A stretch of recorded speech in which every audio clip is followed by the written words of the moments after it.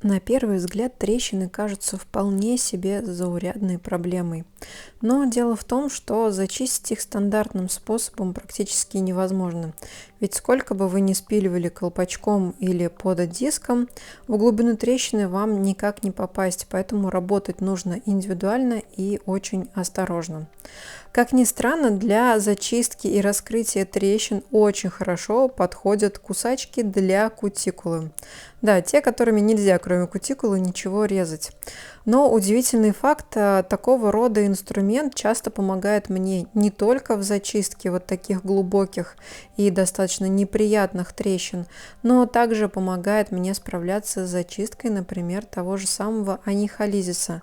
В случае, если клиенту очень неприятно, ему чувствительно и нужно работать практически не касаясь ложа.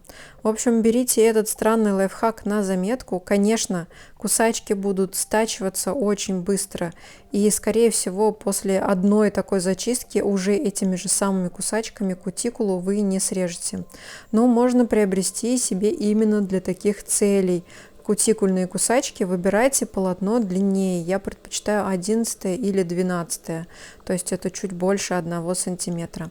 И после того, как ваши трещины будут зачищены справа и слева, можно переходить к обработке под диском, уже сравнивая и нивелируя все неровности.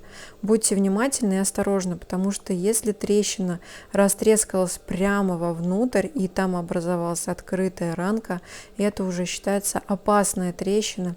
И, конечно, тогда клиенту нужно сообщить, что никакой открытой обуви и летних шлепок, обязательно соблюдать гигиену ног, и, конечно, нужно будет использовать специальный бальзам от трещин. У меня он от торговой марки Podio Farm, но также можно взять и другого бренда, которым вы работаете. Просто я рекомендую косметику, на которой работаем мы у себя в салоне. Смысл такого бальзама заключается в том, что, закладывая его в трещину, вы ускоряете процессы заживления, ну или попросту сказать регенерации. То есть делайте так, чтобы у вас ваша трещинка затянулась быстрее. Закрыть нужно обязательно, потому что если ранку оставить, ну точнее трещину оставить открытой, а мы помним, что это ранка, то, конечно, вполне возможно, что присоединится какая-нибудь неприятная инфекция или что-то еще похуже, может пойти дальше воспаление. Кроме того, такие трещины очень болезненные, ходить с ними практически невозможно, поэтому неплохо бы еще и пользоваться разгрузкой.